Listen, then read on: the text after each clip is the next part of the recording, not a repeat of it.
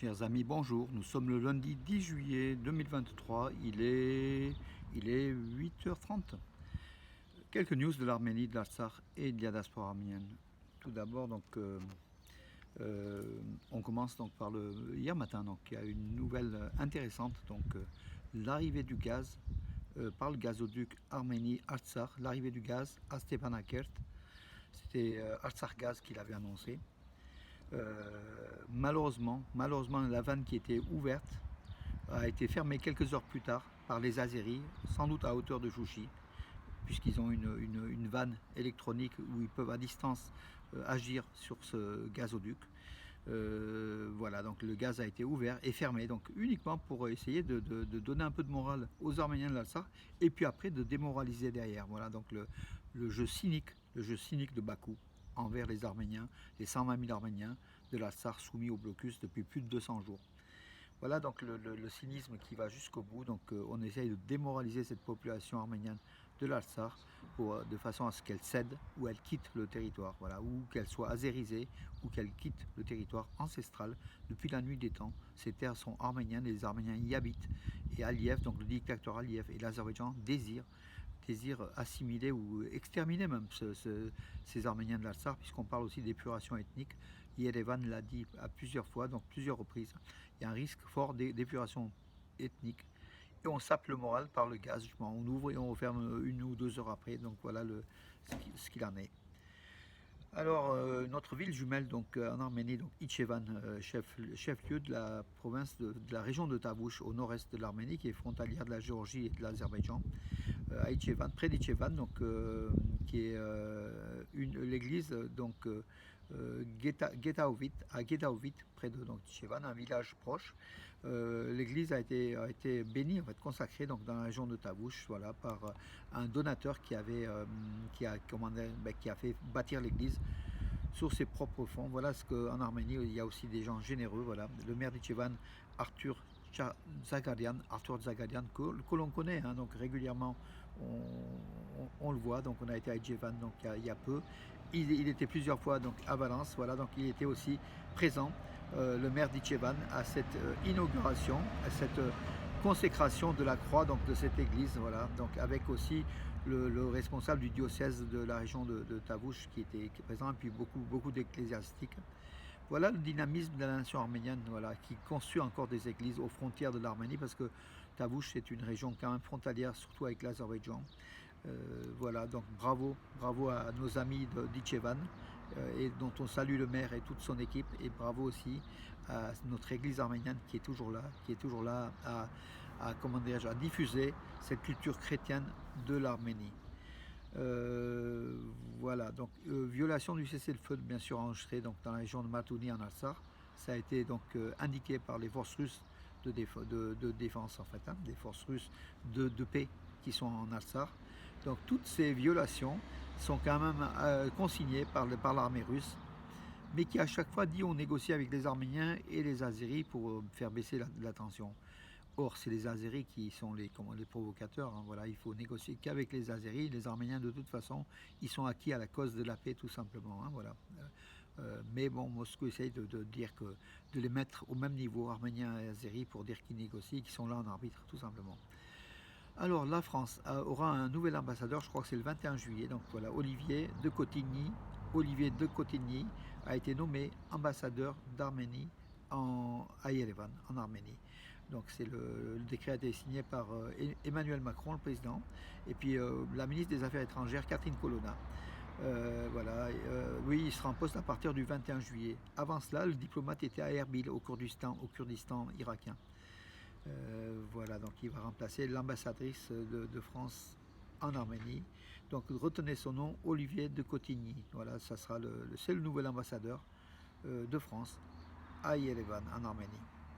Les membres de la Croix-Rouge internationale, des membres plutôt azéris de la Croix-Rouge internationale, ont rendu visite aux prisonniers de guerre arméniens dans les prisons de Bakou ou d'ailleurs. Voilà. C'est ce qui ressort en rapport de la CICR, la Croix-Rouge internationale. Alors, répondant à Moscou qui avait demandé par Maria Zakharova vendredi, donc, qui avait demandé à l'Azerbaïdjan de procéder à l'ouverture du corridor de la Chine. Donc, c'était quand même la première fois que que la Russie montait le ton envers le Bakou, ou alors c'était un jeu de dupes en fait, c'est pour tromper les Arméniens et le monde. En tout cas, Maria Zakharova, dans son discours, son briefing hebdomadaire, l'a déclaré, a demandé à l'Azerbaïdjan l'ouverture du corridor de la Chine. Et puis Bakou a réagi, comme d'habitude, négativement, en disant ne vous occupez pas de nos histoires internes, nous menons notre politique non pas sur les demandes de quelqu'un, mais sur la base de nos intérêts nationaux. C'est ce qu'a déclaré Djeyoum Bayranov, le chef de la diplomatie azérie, voilà, répondant à la diplomatie russe. Voilà l'intransigeance de Bakou. Donc, jusqu'où ira cette insolence de Bakou, à suivre, à voir. Donc voilà, je pense que quand même les limites ont été franchies. Tant pour l'Europe, le tribunal de la Haye, dont la sanction n'est pas appliquée depuis le mois de février, qui a été réitérée, reconfirmée, et dont la sanction n'est toujours pas appliquée. Et puis là, c'est le gros partenaire russe, qui demande à l'Azerbaïdjan, à Bakou, de lever le blocus.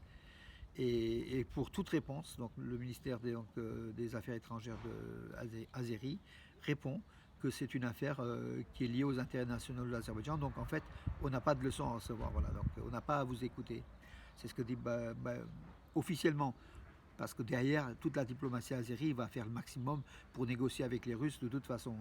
Ça, mais en apparence, ils font des déclarations comme si de rien n'était, que l'Azerbaïdjan était une nation autonome, qu'elle décidait elle-même, alors que le sort de l'Artsakh a été signé par le 9 novembre 2020 à l'issue de la guerre de 44 jours. Et la Russie devait assurer la sécurisation de cette ligne, la seule ligne routière qui relie donc l'Artsakh à l'Arménie. D'ailleurs, par les airs, il n'y a pas d'avion non plus, donc c'est le seul débouché de l'Artsakh vers l'extérieur, et puis aussi en direction depuis l'Arménie vers l'Artsakh. Voilà l'Azerbaïdjan qui n'obéit pas donc à ses engagements du 9 novembre 2020 et qui maintenant donne des leçons à Moscou en disant on n'a pas de leçons à recevoir, on suit nos intérêts nationaux. Mais en suivant ces intérêts nationaux, l'Azerbaïdjan pourrait aussi annexer l'Arménie et peut-être annexer d'autres régions, peut-être la partie nord de l'Iran. Voilà aussi le débat. Or, aujourd'hui, il y a un droit international. Le droit international, c'est celui de l'Arménie, des frontières souveraines de l'Arménie et puis de l'Artsakh, dont le sort a été, discuté et signé. Il y a eu un accord entre la Russie, l'Arménie et l'Azerbaïdjan. Voilà, c'est ça l'élément de base, et pas le désir de Bakou de dire nos intérêts nationaux. Nous, quand on parle des intérêts nationaux de l'Arménie, on devrait reconstituer donc la Grande Arménie, qui serait 10 fois plus grande que l'Arménie actuelle, et donc qui comprendrait donc toute la partie de l'Azerbaïdjan, puisque c'est l'Arménie. Ganzak, c'est une ville arménienne. La religion, l'église des Albanais du Caucase, donc les Azéris, le nom n'y était pas, à l'époque il n'y avait pas d'Azéris, mais c'était les Albanais du Caucase, ils appartenaient à l'église arménienne, l'église apostolique arménienne. Voilà. Même leur alphabet avait été donc trouvé par Mesrop Mashtots. Voilà, donc du coup, maintenant, ils parlent d'intérêts nationaux. Nous, nos intérêts nationaux, qui en parle? Voilà, qui en parle des intérêts nationaux de l'Arménie? Les intérêts nationaux sont contraires aux engagements territoriaux, voilà, aux cartes établies et validées par les instances internationales, dont l'ONU. Et celle de l'Arménie, de la République d'Arménie, est validée. Or, l'Azerbaïdjan empiète sur ce territoire souverain de l'Arménie et aujourd'hui sur l'Artsakh, qui était aussi une république autoproclamée, bien sûr, mais qui était souveraine. Le peuple avait voté son indépendance. Voilà. Avant l'Arménie même. Voilà. Alors, on parle aussi de l'émotion d'Anna Amroyan, donc une jeune haltérophile de moins de 17 ans, qui est en Moldavie, à Chisinau, la capitale de la Moldavie, est devenue championne d'Europe junior d'haltérophilie. Alors lors de la médaille, elle a raflé 3 médailles d'or aux 2 mouvements, et puis au total, bien sûr, voilà, la jeune Anna Amroyan, dans les catégories... l'Arménie a eu 3 médailles d'or, 3 titres de champion d'Europe, à ces Jeux des U17. Voilà, il y a eu chez les hommes Jora Grigorian, 61 kg, et Seroja Barserian dans les 67 kg. Voilà, donc elle, comment dirais-je, elle était dans quel poids de corps? Donc dans les 76 kg. Anna Amroyan, lors de la remise de la médaille sur le podium, à l'hymne national arménien, la main sur le cœur, et puis des signes de croix, des signes répétés de la croix, voilà. Cette jeune haltérophile a pleuré tout simplement. L'émotion était intacte, donc l'émotion. lors de la levée du drapeau de l'Arménie, et l'hymne national arménien. Et à côté, bien sûr, deuxième position, c'était la Turquie, troisième position, la Géorgie. Voilà, donc l'Arménie était au plus haut sommet, et cette jeune Arménienne, donc voilà, pleurait pour sa victoire, bien sûr, et aussi pour son pays et l'hymne arménien. Voilà, mes amis, pour aujourd'hui. Voilà, je termine avec cette note d'espoir. Je donne toujours un peu d'espoir, bien sûr, il faut, mais le peuple arménien est toujours un peuple résilient, debout, et on est là, on va lutter jusqu'au bout, on ne va pas se laisser faire. On est une très ancienne nation, et on aspire à devenir une nation du futur aussi. On est une nation du futur d'ailleurs, il faut le dire. Il n'y a qu'à voir les technologies de l'information en Arménie, le développement des IT, et vous verrez que cette nation arménienne a de la ressource, a de la force vive, a de l'avenir, tout simplement, mes amis. Voilà. Je vous donne rendez-vous à demain. On va profiter de cette chaleur étouffante, hein, 37 degrés aujourd'hui, ça commence à fatiguer. Voilà. Et on se lève très tôt le matin pour essayer de gagner un peu de fraîcheur, mais même le matin il faisait chaud. Donc du coup, pour aujourd'hui et demain, c'est râpé, mes amis. Et bonne journée et à demain.